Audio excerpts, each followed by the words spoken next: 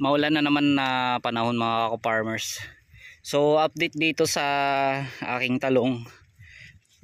Bukas may harvest ako mga ka-farmers. Pang 10 nga ba no? O pang 10 harvest. So bali ano na bukas, araw po ng Martes. So sa tingin ko nito mga ka-farmers, kakaunti lang yung mapipitas ko. So nakaraang Biyernes, so nakapitas lang ako noon na nasa total po ata nasa 164 o na 165 nung nakaraang Biyernes. So bukas Martes, so iwan ko lang baka pinakamataas na lang nito nasa 50 kilos. So sana lang madagdagan pa mga ka-farmers. So ito yung kanyang bunga, yung mapipitas bukas. Ayan o.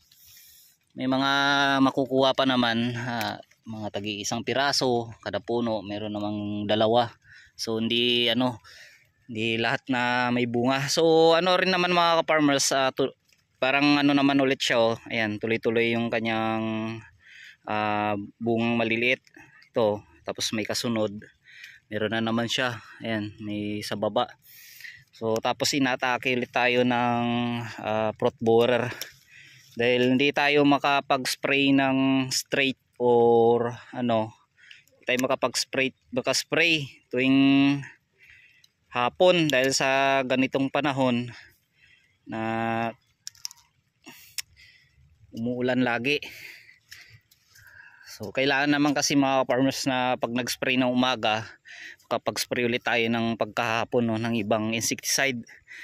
So kung sa sitwasyon ng kanyang mga talbos, dahon at bulaklak, okay din naman. Ayan, may mga maliliit siyang sumusunod. Ayan siya oh. Yan lang talaga yung dapat na i-maintain natin na alagaan mga ka-farmers, yung ganitong kalaki na kanyang bunga. Ayan oh, sunod-sunod na po yan. Dahil yan po ang paborito ng fruit borer. Sa ganito kaliliit, yan o, diba? Sa loob ng 2 linggo, magkakaroon ulit tayo ng pitas dito, ng balik ulit sa magandang pitasan. Sa ano lang no, sa awalan ng Panginoon, kakaroon ulit tayo dito ng maraming pitas. So bukas, kakaunti lang yung makukuha natin dito. Dahil makikita naman na madalang lang yung kanyang malalaking bunga, pero sa maliliit marami. So ito na talaga yung yung sitwasyon ng talong natin mga ka-farmers. Kapag namunga ay pabugso-bugso, kapitas tayo ng marami, tapos babalik ulit siya sa kaunti.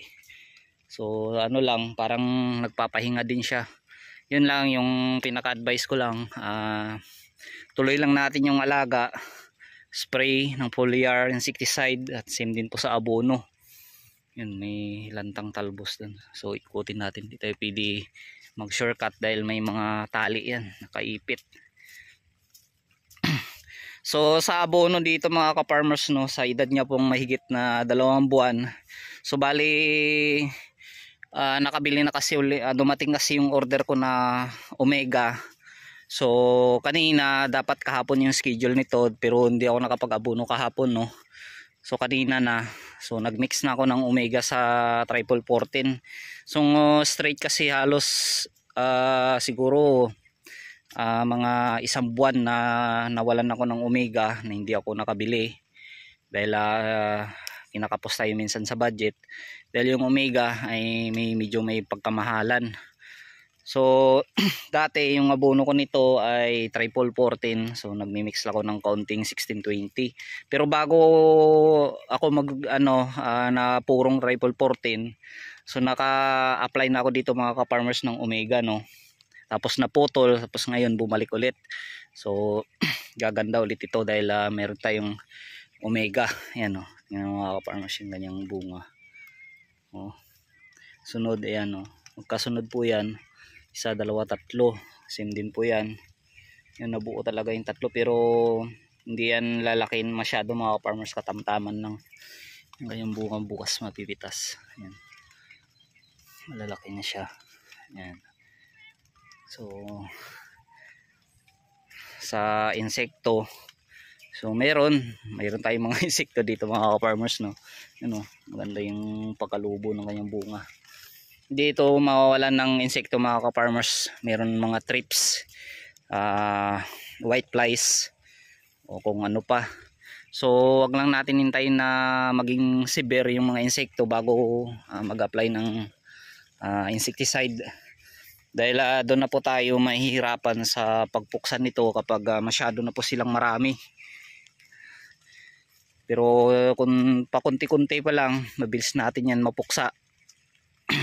Yun lang talaga lagi kong sinasabi, na kada matapos po mag-harvest, mag-spray na po agad-agad para ano na rin, hindi po mabilis dapuan ng mga insekto.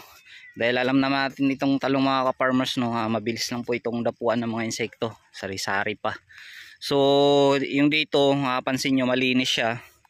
Ayan, no, malinis, pero may mga kunti-kunti siyang damo. Dahil nung nakaraan nito, nakag-spray ako dito ng herbicide na Maximus. Tapos yung dito naman sa taas, nag-grass cutter lang ko yan dati, pero ayan, mabilis lang siya tumaba dahil ginaras cutter ko lang. So doon naman dito naman yung karugtong niya ay nag-spray ako ng herbicide. So dito sabi ko, iga-grass cutter ko na lang to. Tapos kapag maganda na po yung panahon, tsaka na ako mag-spray ulit ng herbicide. So yun lang po mga ka-farmers, gawan ko na lang po ulit ng video para bukas update kung